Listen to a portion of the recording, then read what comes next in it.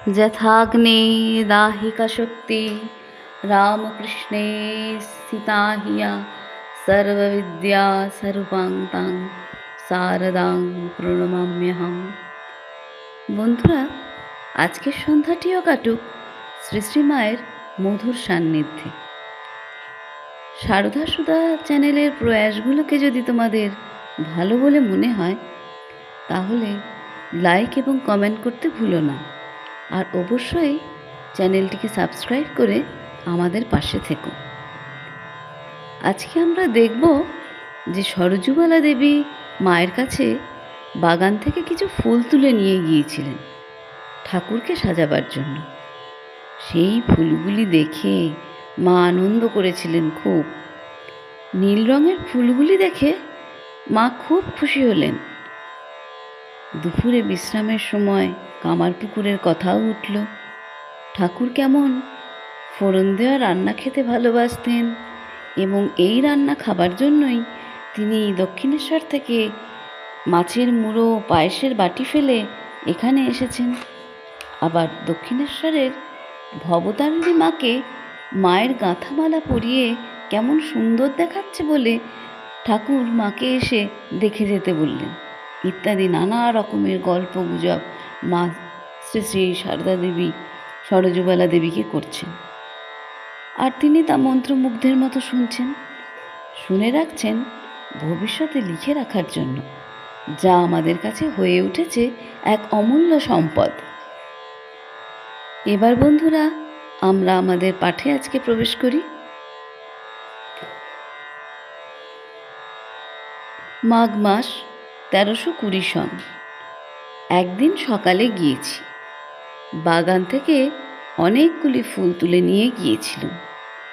মায়ের নিকট উহা দিতে মা মহা আনন্দিত হয়ে ঠাকুরকে সাজাতে লাগলেন।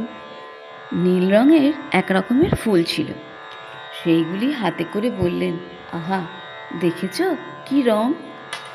দক্ষিণেশ্বরে আসা বলে একটি মেয়ে একদিন বাগানে কালো কালো পাতা একটি গাছ থেকে সুন্দর একটি লাল ফুল তুলে হাতে নিয়ে খালি বলতে লাগলো, এমন লাল ফুল, তার এমন কালো পাতা!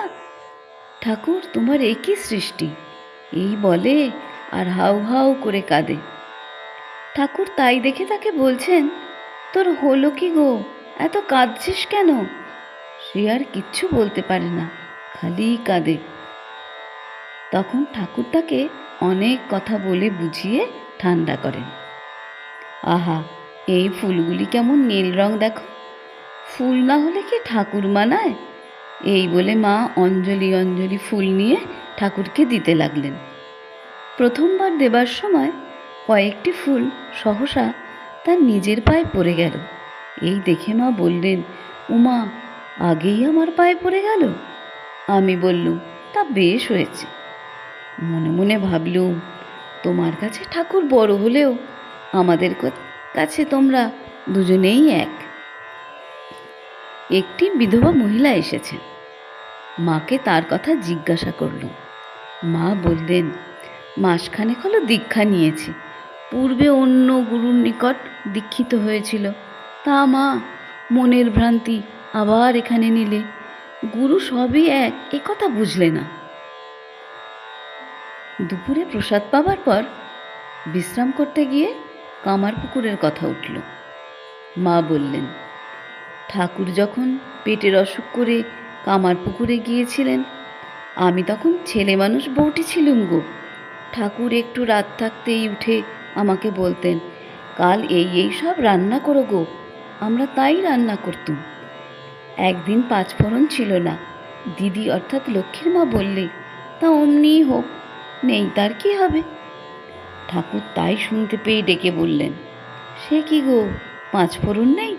তা 1 পয়সা আনিয়ে নাও না, যাতে যা লাগে তা বাদ দিলে হবে না।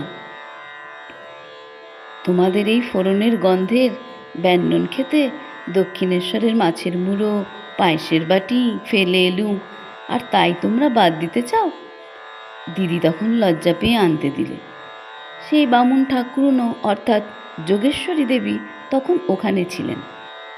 ঠাকুর তাকে মা বলতেন, আমিও তাকে শাশুড়ির মতো দেখতুম ও ভয় করতুম। তিনি বড় ঝাল খেতেন, নিজে রান্না করতেন, ঝালে পোড়া আমাকে খেতে দিতেন। চোখ মুছতুম আর খেতুম। জিজ্ঞাসা করতেন কেমন হয়েছে, ভয়ে ভয়ে বলতুম বেশ হয়েছে। রামলালের মা বলতো হ্যাঁ যে ঝাল হয়েছে। আমি দেখতুম তিনি তাতে অসন্তুষ্ট হচ্ছেন, বলতেন বৌমা তো বলছে ভালো হয়েছে, তোমার বাপু কিছুতে ভালো হয় না, তোমাকে আর ব্যান নুন দেব না। এই বলে মা খুব হাসতে লাগলেন। আবার ফুলের কথা উঠল। মা বললেন দক্ষিণেশ্বরে থাকতে একদিন আমি রঙ্গন আর জুঁই ফুল দিয়ে 7 লহর গোরেমালা গেঁথেছি। বিকেলবেলা গেঁথে পাথরের বাটিতে জল দিয়ে রাখতেই কুড়িগুলো সব ফুটে গেল। মাকে পরাতে পাঠিয়ে দিলুম। গয়না খুলে মাকে ফুলের মালা পরানো হয়েছে। এমন সময় ঠাকুর মাকে দেখতে গিয়েছেন। দেখে একেবারে ভাবে বিভোর। বারবার বলতে লাগলেন আহা, কালো রঙে কি সুন্দরী মানিয়েছে। জিজ্ঞাসা করলেন কে এমন মালা গেঁথেছে? আমি গেঁথে পাঠিয়েছি একজন বলাতে তিনি বললেন আহা, তাকে একবার ডেকে নিয়ে এসো গো, মালা পরে মায়ের কী রূপ খুলেছে একবার দেখে যাক। বৃন্দেঝি গিয়ে আমাকে ডেকে নিয়ে এলো। মন্দিরের কাছে আসতেই দেখি বলরামবাবু, সুরেনবাবু এরা সব মায়ের মন্দিরের দিকে আসছেন। আমি তখন কোথায় লুকুই? বৃন্দের আঁচলটি টেনে ঢাকা দিয়ে তার আড়ালে পেছনের সিঁড়ি দিয়ে উঠতে লাগলুম। উমা, ঠাকুরতা জানতে পেরে বলছেন ওগো, ওদিক দিয়ে উঠো না, সেদিন এক মেছুনি উঠতে গিয়ে পা পিছলে পড়ে মরেছে, সামনের দিক দিয়ে এসো না। তার ওই কথা শুনে বলরামবাবুরা সরে দাঁড়ালেন। গিয়ে দেখি মায়ের সামনে ঠাকুর ভাবে প্রেমে গান ধরে দিয়েছেন। কয়েকজন স্ত্রীভক্ত আসাতে উপস্থিত প্রসঙ্গ চাপা পড়ে গেল। আমারও যাবার সময় হয়ে এলো। মা বললেন আমাকে একটি জিনিস দেবেন, কাপড় কেচে এসে। আবার মুক্তির কথা উঠল। মা বললেন ও কি জানো মা, যেন ছেলের হাতের সন্দেশ। কেউ কত সাদাসাদি করছে, একটু দে না, একটু দে না, তা কিছুতেই দেবে না। অথচ যাকে খুশি হলো টপ করে তাকে দিয়ে ফেলল। একজন সারা জীবন মাথা খুঁড়ে কিচ্ছু করতে পারলে না, আর একজন ঘরে বসেই পেয়ে গেল। যেমনি কৃপা হলো অমনি তাকে দিয়ে দিলি, কৃপা বড় কথা। এই বলে কাপড় কাচতে গেলেন। বৈকালী ভোগের পর বেলপাতায় মুড়িয়ে আমাকে যা দেবেন বলেছিলেন দিয়ে দিলেন।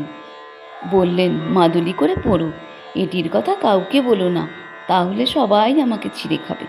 শ্রীশ্রীমাকে বালিগঞ্জে শ্রীমানের বাসায় আসার কথা বললুম। মা বললেন যাবেন। মা আমায় বললেন আমাকে একখানা শীতল পাটি দিও মা, আমি শোব। আমি বললুম সে তো আমার সৌভাগ্য, অবশ্য আনব। এই বলে প্রণাম করে বিদায় নিলুম। মা বললেন আবার এসো। আজকের পাঠ এখানেই সমাপ্ত হলো। মায়ের কৃপায় সকলের মঙ্গল হোক। জয় ঠাকুর, জয় মা, জয় স্বামীজি। হরি ওম তৎসৎ। শ্রীরামকৃষ্ণ अर्पणमस्तु।